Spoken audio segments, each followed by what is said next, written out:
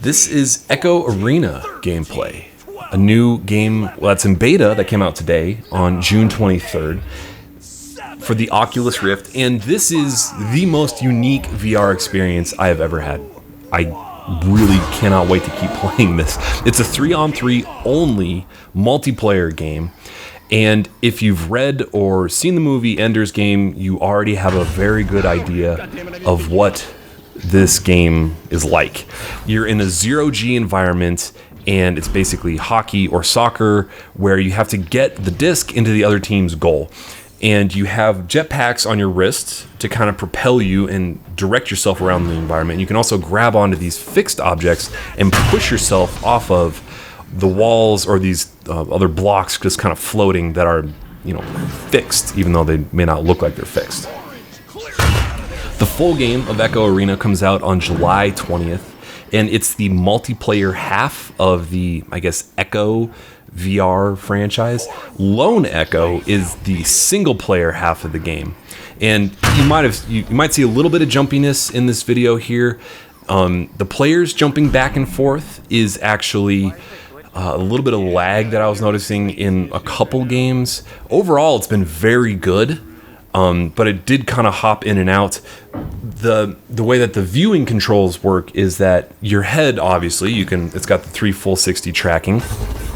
But then you also can press the right joystick, I believe, to quickly turn, I believe, about 45 degrees in any direction. So if you don't want to spin your whole body around to look behind you, you can use the joystick to turn. And it's very like Rocket League, very esports kind of metal guitar riffs when you score, like that kind of thing. It's got that I'm jerking off in VR. Man, I've put on a lot of weight. I need to start running again. Holy cow, I do not look good in that video. Anyway, I do also want to mention that this game, I've had a lot of problems with nausea in various VR games, and this game, through the tutorial, I was very nervous that I was going to get sick, and I initially didn't think I was going to like it, but after just a little bit of time and getting used to the controls, I ended up not having any problems whatsoever. The reason I quit playing was because I was getting sweaty and a little tired from playing this too much. Anyway, this game also, in a way that I haven't seen in many multiplayer games, really rewards tactical thinking and practice and teamwork. Because knowing how to use the various boosts, knowing how to, pass the ball, kind of like strategy, it's got a very hockey vibe to it, I think, more than soccer, because it really encourages you to just kind of clear the puck downfield. And what was it, the XFL? So there was one game that I played where this one guy, I think his username was Ricochet, he just kicked our ass. He was really good, just had unbelievably good use of the controls, and just knew how to launch really quickly at the start. And if you can shoot, you actually get more points for shooting from farther away. You can see there's a 3-point line there. You can also grab onto other players, teammates and enemies, and propel yourself off of them. And you can also punch enemies in the head to stun them. And you might have noticed it once or twice where my screen will go gray and kind of like electric shocky. That means that I got punched. I think I'm gonna try to punch this guy here. So yeah, I just pulled myself off of him and I stunned him there. And when you get stunned, you have no use of the controls. You're just floating there dead for maybe 3 or 4 seconds, which is very frustrating when it happens to you. And if done in the correct situations, is an incredibly powerful move. Also, there is a transparent wall in front of the goal that the disc cannot move through, but the players can, which kind of prevents very long shots from happening. So this game, more than any other game, really requires finesse with your controls. In addition to being very kind of situationally aware, you're in this huge 3D environment, and there are basically 4 different ways to move your character. There's a light boost for your left and your right hand, and you can use those independently. And you aim with your hand which direction you want to move. And it's kind of counterintuitive, because I was thinking that it was like, initially when I first started playing, I was pointing in the wrong direction. Like I would point down to move up, because you would think like the rocket boosters would kind of push away from you. That's not how it works.